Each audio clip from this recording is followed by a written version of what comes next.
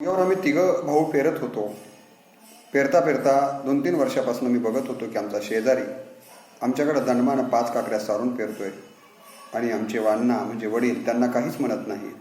आणि म्हणून मी अण्णांना म्हणालो, अण्णा माझ्या मनामध्ये एक प्रश्न आहे. अण्णांनी ती पण उभी केली, माझ्याकडे वळून बघितलं, म्हणाले काय आहे सांग मला. मी म्हणलं, अण्णा मी गेल्या 3 वर्षापासून बघतोय की आपला शेजारी आपल्याकडं दणमानं 5 काकड्या सारून पेरतोय आणि तुम्ही मात्र त्याला काहीच म्हणत नाही. त्यावेळेला माझ्या अण्णानं मला दिलेलं उत्तर अत्यंत महत्त्वाचं आहे. ते असं म्हणाले, बाळा तू म्हणतोयस ते खरं आहे. अरे 3 नाही, अनेक वर्षापासून आपला शेजारी दणमानं आपल्याकडे 5 काकड्या सारून पेरतोय, तरी मी त्याला काहीच म्हणत नाही. त्याचं कारण असं की आपल्या शेजाऱ्याकडे माणसाचं बळ आहे, त्यांच्याकडे पैशाचं बळ आहे, आसुरी वृत्ती आहे. आणि त्यांना जर मी प्रतिप्रश्न केला, त्यांना जर मी म्हणालो की तुम्ही ह्या काकड्या का पेरतात, तर बाळा भांडणं होतील. भांडणं झाले तर घरी पोलीस येतील, कोर्ट कचेऱ्या लागतील आणि तुम्ही तिघं शिकायला बाहेर आहात. घरी जर पोलीस यायला लागले, कोर्ट कचेऱ्या जर लागल्या, तर बाळा तुमचं शिक्षणावर मन कसं लागेल. बघूया म्हणाले, आपल्या शेजाऱ्यानं दणवानं 5 काकड्या आपल्याकडे सारून पेरतोय आणि मी तुम्हा 3 मुलांच्या रूपानं शिक्षणाच्या 3 काकड्या पेरल्यात. भविष्यामध्ये कुणाचं पीक जो मातीत ते. आज तुम्हाला माझ्या वडिलांची शपथ घेऊन सांगतो, ज्यांनी आमच्याकडं दणवानं काकड्या सारून पेरल्या त्यांची आज गावाकडं जर अवस्था बघितली तर मला सांगणं होणार नाही, इतक्या बिकट अवस्थेत ती माणसं जीवन जगतात. आणि माझ्या वडिलांनी ज्या 3 काकड्या शिक्षणाच्या रूपानं प्रामाणिकपणे पेरलेल्या होत्या, त्यापैकी पहिली काकडी म्हणजे मी स्वतः वरिष्ठ महाविद्यालयामध्ये प्रोफेसर म्हणून आज स्वाभिमानानं काम करतो आहे. माझा दुसरा भाऊ व्यापारी म्हणून तोही सन्मानानं जगतो आहे आणि तिसरा भाऊ देखील गंगाखेड या ठिकाणी प्राध्यापक म्हणून काम करतो. मला असं वाटतं की माझ्या वडिलांनी त्यावेळेला जर काकड्यांच्या भांडणाच्या पाठीमागे लागले असते तर कदाचित आमच्या आयुष्यामध्ये शिक्षणाचं हे जे काही त्यांनी काकड्या पेरल्यात त्याचं पीक कधीच जोमात आलं नसतं. हे असतात वडिलांचे संस्कार. आणि म्हणून मला असं वाटतं की वडील काय करतात याचं उदाहरण मी माझ्या वडिलांचे अनेक आपल्याला देऊ शकतो. आणखीन एक उदाहरण मला आठवतं की मी पहिल्यांदा शाळेमध्ये जायला तयार नाही आहे, विरोध करतो हे लक्षात आल्यानंतर वडिलांनी मला कलतानी पोत्यामध्ये घालून मारलं होतं आणि त्यावेळेला माझा ओठ तुटला होता आणि त्या भेनं मी शाळेमध्ये गेलो. परत जेव्हा ओठ तुटलेला बघितला वडिलांनी, त्यांच्या डोळ्यात आसवे उभी राहिली. परंतु वडिलांच्या सुरुवातीच्या माराच्या भयानक असेना, परंतु मी शाळा पुन्हा चुकवली नाही आणि त्याचा परिपाक म्हणजे आज इथे मी इथपर्यंत येऊन पोहोचलोय. त्यावेळेला जर वडिलांनी माझी नको ती वेडी माया केली असती, खुडी माया केली असती आणि राहू दे बाळाला नको वाटते तर काय शाळेत जायची गरज आहे, लेकराला कसं मारावं असा जर विचार केला असता, आंधळी माया केली असती, तर कदाचित आज आमचं भविष्य फार अंधकारमय असतं. कोरडवाहू शेतकरी, घराकडं बघायला गेलं तर 18 विश्व दारिद्र्य, अशा अवस्थेमध्ये कुठंतरी सालगडी म्हणून आज माझे चुलते काम करतात. तशाच प्रकारची परिस्थिती आमचीही राहिली असती. कदाचित जनावरं राखायला सुद्धा कोणा ठेवलं असतं की नाही सांगता येत नाही. एक वडील द्रष्टे जर असतील तर काय होऊ शकतं. मला असं वाटतं की माझ्या वडिलांच्यावरून निश्चितपणे मला असं वाटतं की या जगामध्ये जी म्हणून मोठी माणसं होतात त्या मोठ्या माणसांना मोठं बनवण्याचं काम खऱ्या अर्थानं वडीलच करत असतात. आपल्या मनामध्ये हा प्रश्न येईल की हा माणूस वडिलांच्या संबंधानं का बोलायचं ठरवतो आहे, तर त्याचं कारण एक आहे की मी आईवर जवळपास महाराष्ट्रभर 1000 भाषणं दिली, परंतु बापावर बोलण्याच्या पाठीमागची भूमिका हीच होती की एक प्रसंगही जळकोटला घडला. जळकोटला मी आईवरती बोलायला गेलो, आईवरती 1-1.5-2 तास बोललो आणि माझं भाषण संपल्याच्या नंतर एक माणूस लेझिम खेळत माझ्याकडे आला. तुम्हाला कळते लेझिम खेळणं म्हणजे कोण, आणि जवळ येऊन म्हणाला, बदने सर कुठं आहेत. मला असं वाटलं की आपलं भाषणच आवडलं असेल आणि म्हणून मी म्हणालो, का मामा भाषण आवडलं की काय. तो म्हणाला, कोणाचं भाषण. मी म्हटलं, एवढं रागाराग करायला काय झालं म्हणजे. मागापासून 2 तासापासून ऐकवलं. म्हणले माय लई चांगली म्हणालात. म्हणले बापाचं काहीच काम नाही का. तुमचं भाषण ऐकायला माझा मुलगा होता, तो फक्त आईलाच पोचतोय, मला घराच्या जवळ येऊ देत नाही आधीच, आणि तुम्ही जर माय लई चांगली म्हणल्यास आता तर मला तो कसलंच विचारत नाही. आणि मग त्यावेळेला माझ्या लक्षात आलं की खरोखरच या समाजव्यवस्थेमध्ये वडिलांची अवहेलनाही खूप मोठ्या प्रमाणावर व्हायला लागलेली आहे आणि वडिलांच्या संबंधानं देखील आपण बोललं पाहिजे. आणि म्हणून तेव्हापासून मी वडिलांच्या संबंधानं, बापाच्या संबंधानं बोलायला सुरुवात केलेली आहे. ही गोष्ट मुद्दाम आपल्याला या ठिकाणी आठवण करून देतो आहे. खरं तर अलीकडं आपली घरं मुकी होत चाललेली आहे. घराचं रेस्ट हाऊस होत आहे, घराची धर्मशाळा होताना आपल्याला दिसते आहे. एका दरवाजा वाट बाप आला तर मुलगा दुसऱ्या दरवाजा वाट बाहेर जातो, दुसऱ्या दरवाजा वाटानं मुलगा आला तर बाप पहिल्या दरवाजा वाट बाहेर जातो. म्हणजे आजकाल कुठे संवाद नावाची गोष्ट राहिलेली नाही आहे. घरमुखी होत चाललेली आहे. TV नावाचं एक भूत आपल्या घरामध्ये येऊन बसलेलं आहे आणि मोबाईल नावाचं एक आणखीन शस्त्र आपल्या हातामध्ये आलेलं आहे, जे एकमेकांचा संवादच घडू देत नाही आहे. आणि संवाद नसल्यामुळे एकमेकांबद्दलचा जिव्हाळा कमी होतोय की काय असं वाटायला लागलेलं आहे. आणि आपण काय करतो आहोत तर एकीकडं म्हातारं तरसतं ताकाला आणि लाडू देतात लोकाला. माणसं आपल्या नेत्यांच्या वाढदिवसाला मोठमोठा हार आणतात, मोठमोठा खर्च करतात, पण घरामध्ये घरामधल्या बाप मात्र ताकासाठी तरसत असतो. म्हणून असं म्हणतात की म्हातारं तरसतं ताकाला आणि लाडू देतात लोकाला. कित्येक वेळेला आपण असंही पाहतो की जिवंतपणे आईवडिलांना विचारायचं नाही आणि मेल्याच्या नंतर मात्र त्यांच्या नावानं मोठमोठे कार्यक्रम करायचे, असंही आपल्याला पाहायला मिळतं. जिते बापको जंगम जंगा, मरे बापको पहुंचाए गंगा. परंतु आम्ही मात्र आमच्या वडिलांच्या बद्दल असं केलेलं नाही. हे देखील आपण माझ्या परिवाराच्या बद्दलची माहिती माझ्या गावाकडे कुणाकडून घेऊ शकता. इतकं कळण्यापर्यंत संत साहित्याचे संस्कार आमच्या परिवारावरती झालेले आहेत, हे मला आवर्जून आपल्याला सांगितलं पाहिजे. बाप जिवंत असताना घोटभर पाण्यासाठी व्याकुळ होई. बाप जिवंत असताना घोटभर पाण्यासाठी व्याकुळ होई. आता मात्र बाप मेल्यावर त्याच्या पोरांनी बापाच्या स्मरणात काढली पानपोळी. बापाच्या स्मरणार्थ काढली पानपोळी. जिवंत असताना त्याला घोटभर पाणी दिलं नाही आणि मेल्यास त्याच्या स्मरणार्थ मात्र पानपोळी काढतात. मला असं वाटतं की जगण्याची जी काही विसंगती आहे ती विसंगती खऱ्या अर्थानं आपल्या लक्षात आली पाहिजे. म्हणून माऊलींनी त्या व्यक्तीला मूर्ख म्हटलं. कुणाला म्हटलं? माऊली ज्ञानेश्वरी म्हणतात, धड घरी बोली नाही माता पितरा, येरू विश्वभरी आदरा मूर्खू जैसा. घरामध्ये आपल्या आईवालांना नीट बोलायचं नाही आणि जगाच्या मात्र पुढे पुढे करायचं, त्याला माऊली मूर्ख म्हणतात. पहिल्यांदा आपल्याला आपल्या परिवारासाठी जगता आलं पाहिजे. मी तुम्हाला नेहमी सांगत आलोय ना की आठवड्याचे वारं किती, तर बरेच जण म्हणतात आठवड्याचे वारं 7 आणि मी सांगतो की आठवड्याचे वारं 8.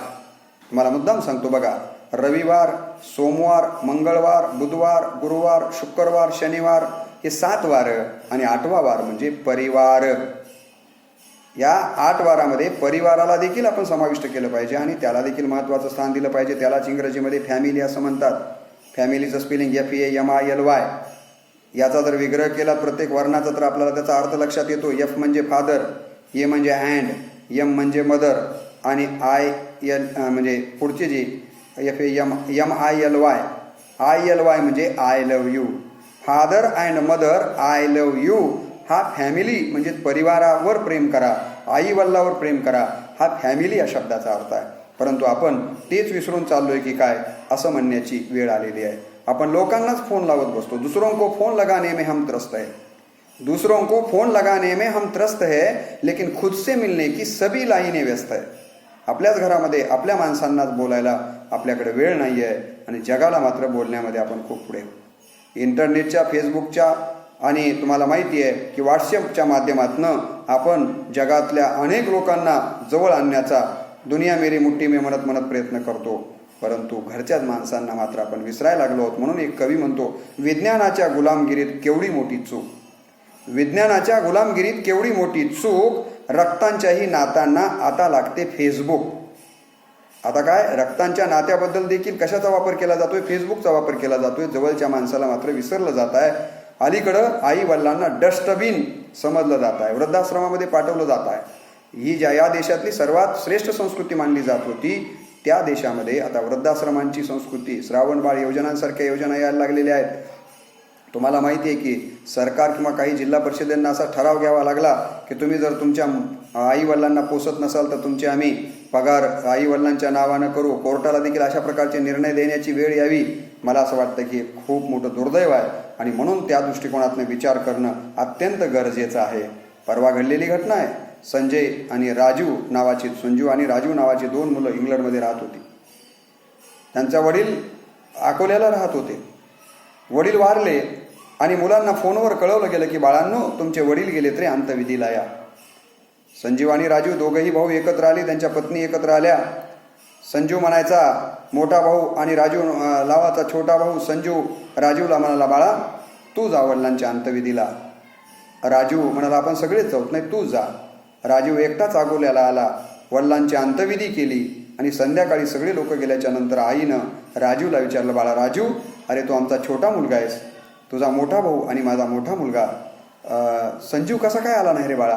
कारण आपल्या हिंदू धर्मामध्ये कुठलाही विधी करायचा असला तर मोठ्या मुलाच्या हाताने करावा लागतो आणि तुझा मोठा भाऊ माझा मोठा मुलगा संजीवच आला नाही, का आला नाही बाळा? त्यावेळेला राजीवनं दिलेलं उत्तर धक्कादायक आहे. राजीव म्हणाला, मम्मी मी संजू भैयाला म्हणालो होतो की ब्रदरला म्हणालो होतो की चल आपण माझी पत्नी तुझी पत्नी तू सगळेजण मिळून आपण पप्पाच्या अंत्यविधीला जाऊ. त्यावेळेला संजू दादा म्हणाला की नाही राजू, पप्पाच्या अंत्यविधीला तू जाय, माझी चक्कर वाचव, मम्मीच्या अंत्यविधीला मी जातो, तुझी चक्कर वाचवतो. म्हणजे आई वडिलांच्या अंत्यविधीला यायला देखील जर एकमेकाची चक्कर वाचवण्याचा विचार आजच्या पिढीला याच्याकडे येत असेल आणि आम्ही खूप शिक्षित झालो अशा प्रकारचा जर टेंबा आम्ही मिरवत असू तर मला असं वाटतं की या बाबतीमध्ये देखील आपण विचार करण्याची खऱ्या अर्थानं गरज आहे. मागे कुठली तरी एक गोष्ट घडलेली मी ऐकली होती की खूप मोठा अधिकारी मुलगा, बापानं रोजगार केला, अनेक खस्ता खाल्ल्या, मुलाला घडवलं आणि मुलगा मोठा अधिकारी म्हणून आपल्या जिल्ह्यावर आला आणि सगळेजण गावात येऊन त्या बापाला सांगायला लागले की तुमचा मुलगा खूप मोठ्या पदावर आहे, समजा कलेक्टर आहे आणि खूप मोठ्या पदावर आहे आणि त्याच्या हाताखाली इतकी माणसं आहेत, त्याचं ऑफिस असं आहे, एसी आहे, खुर्ची आहे वगैरे. बापाच्या अंतःकरणामध्ये सारखं येत होतं की आपण एकदा मुलाच्या ऑफिसला जावं, मुलाचा तो डामडोल, आपण ज्या गरिबीतनं याला शिकवलं ते सगळं घडलेलं वैभव बघावं. आणि म्हणून बाप मुलाला न सांगताच एके दिवशी आपली जुनी बाराबंडी अंगामध्ये घालून मुलाला भेटायला निघाला. शहरामध्ये त्याच्या ऑफिसच्या गेटला आला. गेटवर शिपायांनी अडवलं की म्हणाले कुठं जायचं? तो म्हणाला की मला कलेक्टरला भेटायला जायचं. कोण आहे? माझा मुलगा कलेक्टर आहे. ते सगळे शिपाई हसायला लागले त्याची सगळी राहणीमान आणि त्याचं बोलण्याची भाषा वगैरे ओळखून. ते म्हणाले नाही असं जात आहेत. आणि त्याच्यापैकी एक जणाने जाऊन त्या ठिकाणी साहेबांना विचारलं की कोणीतरी माणूस आलेला आहे दरवाजामध्ये गेटला आणि तो म्हणतोय की मी तुमचा वडील आहे. हे ऐकल्याबरोबर एकदम कलेक्टरला जोराचा राग आला आणि ते म्हणाले की कोण? कलेक्टर? तो म्हणाले कलेक्टर आहेत म्हणून. तर त्यावेळेला त्यांनी जे सांगितलेला विचार आहे तो म्हणाला की ठीक आहे. त्याच्यानंतरही तो काही परत जायला तयार नव्हता. तो काही परत जायला तयार नाही आहे. नाही मला माझ्या मुलाला भेटायचं आहे. मुलानं सांगितलं 2 शिपाई पाठवून की त्याला हाकलून द्या. तो माझा शेतातला सालगडी आहे. त्याला म्हटलं होतं मी घरी आल्यानंतर पैसे देतो म्हणून, तरीही त्यानं माझं ऐकलेलं नाही आहे. त्याला हकलून द्या. शिपाई हकलून देण्याचा प्रयत्न करतायत, परंतु तो इतका काही मला मुलाला भेटायचं आहे म्हणून, मला एकदा मुलाला भेटायचं आहे म्हणून तो काही हटायला तयार नाही. शेवटी राग ते कलेक्टर बाहेर येतात आणि मुलाच्या जवळ येऊन म्हणतात, अरे सालगड्या, तुला किती वेळेस सांगितलं होतं गावाकडे आल्यानंतर पैसे देतो म्हणून, तू इथं कसं काय आलास? आणि हे शब्द ऐकल्याबरोबर एकदम वडिलांच्या मनामध्ये काय विचार आले असतील कल्पना करा. चक्कर येते. वडील खाली पडतात आणि या घटनेवरून मला एक कविता सुचली किंवा एक रचना सुचली. ती रचना या निमित्तानं त्या वडिलांना काय वाटत असेल आपल्या मुलानं सालगडी म्हटल्यानंतर आणि सगळ्यांच्या समोर अपमान केल्यानंतर, त्या आशयाची ही कविता आपल्यासमोर मी ठेवतो. तो म्हणतो, या पोराने थट्टा आज मांडली, या पोराने थट्टा आज मांडली, मने जन्म देवोनी काय उपकार केला, माझा बाप मरोनिया, माझा बाप माझ्यासाठी मरोनी गेला, याने बघा नात्याची खिल्ली अशी उडवली, या पोराने थट्टा आज मांडली, या पोराने थट्टा आज मांडली, या पोराने थट्टा आज मांडली, पाटलाचे घरी किरे रोजगार केला, त्याचा पोरा आज तू पांग फेडीला, पाटलाचे घरी किरे रोजगार केला, त्याचा पोरा आज तू पांग फेडीला, तुझ्या आईला काय सांगू थोरवी, या पोराने थट्टा आज मांडली, या पोराने थट्टा आज मांडली, या पोराने थट्टा आज मांडली. अशी त्याच्या मनाची अवस्था कशी झाली याचं वर्णन या रचनेतनं आपल्यासमोर केलेलं आहे. आणि म्हणून कुठंतरी वाटतं की आज वेडी बाबळ, गाजर गवत व बेशरमीला ऊत आला आहे. तसंच समाज व्यवस्थेमधला स गायब झालेला आहे आणि स गेल्यानंतर जे उरतं तशी परिस्थिती राहिलेली आहे की काय, माझंच शिल्लक राहिलं आहे की काय, असं म्हणण्याची वेळ आलेली आहे. पूर्वी आपण मातृदेवो भव, पितृदेवो भव, आचार्य देवो भव असं म्हणत होतो. ते मागं पडलं गेलेलं असून आनदेव, जानदेव, चलनदेव हे नवीनच देव पुढे येताना आपल्याला दिसत आहेत. अशा काळात मुलांनी खऱ्या अर्थानं मातृदेवो भव, पितृदेवो भव, आचार्य देवो भव या त्रिदेवांना खऱ्या अर्थानं महत्त्वाचं मानलं पाहिजे. हाच या भाषणाच्या पाठीमागचा उद्देश आहे.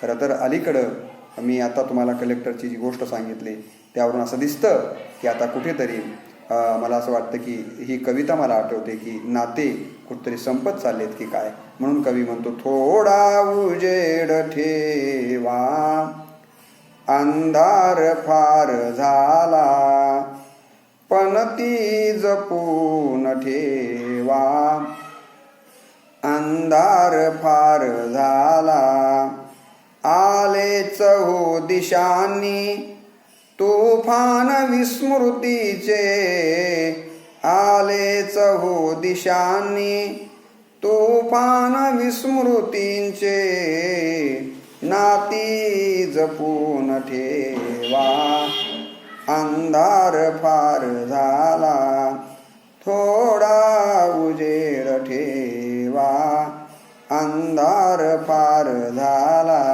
आणि म्हणून आता येणाऱ्या पिढीवर खऱ्या अर्थानं संस्कार करायची गरज आहे. म्हणून तुकाराम महाराजांनी संस्कारी पुत्राबद्दल म्हटलं होतं की पुत्र व्हावा ऐसा गुंडा, ज्याचा तिने लोकी झेंडा. पण आता असं म्हणण्याची वेळ आली आहे, पुत्र व्हावा ऐसा गुंडा आणि ज्याच्या हाती सगळ्याच पक्षाचा झेंडा, सकाळी हाताबरोबर, दुपारी कमळाबरोबर आणि संध्याकाळी बाणाबरोबर. ही अशी एक विचित्र पिढी येऊ घातलेली आहे. खरं तर चांगले पुत्र जर जन्माला आले तर आईवडिलांना किती आनंद होतो. संत म्हणाले, पुत्राच्या विजये पिता सुखावत जाय. आपल्या मुलाचं मोठेपण, आपल्या मुलाची कीर्ती ऐकल्याच्या नंतर बापाला दुसरं काही लागत नाही आहे. हो, आईवडिलांना दुसरं काही लागत नाही आहे. त्यांना चांगल्या शब्दांनी संबोधा आणि त्यांच्या आरोग्याची काळजी जर आपण घेतली, वेळेच्या वेळेला त्यांना जेवायला दिलं आणि आपलं चारित्र्य जर आपण चांगलं ठेवलं तर निश्चितपणे तीच खऱ्या अर्थानं आईवडिलांची सेवा आहे. त्यांना बंगई करा, झोके देत बसा, असा याचा अर्थ आपल्याला इथं घ्यायचा नाही आहे.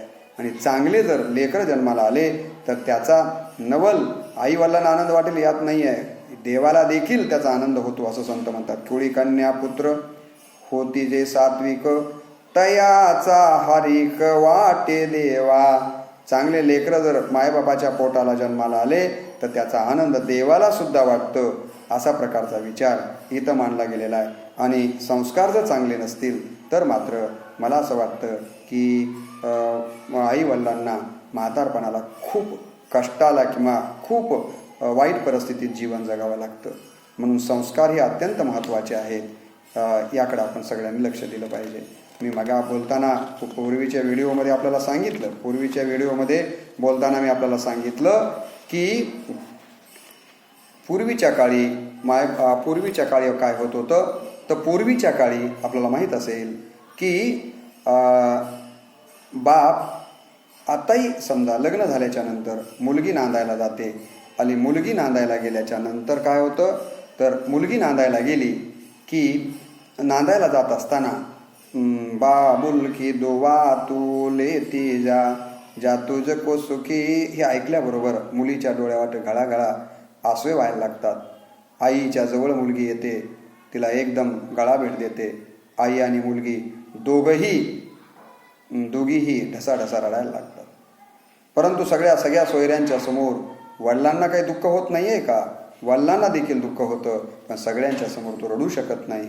कुठंतरी बाजूला बाप उभा असतो आणि उभा राहून बाप या सासरी जात असलेल्या मुलीच्याबद्दल काय म्हणतो, एका मराठीच्या कवीनं, माफ करा मला ते नाव आता आठवत नाही आहे, काय वर्णन केलेलं आहे ते आपण या ठिकाणी पाहू. डोळ्यामध्ये आसवे आणून बाप म्हणतो, जा सासरला हसत लाडके राणी, आवर डोळ्यातील पाणी, जासा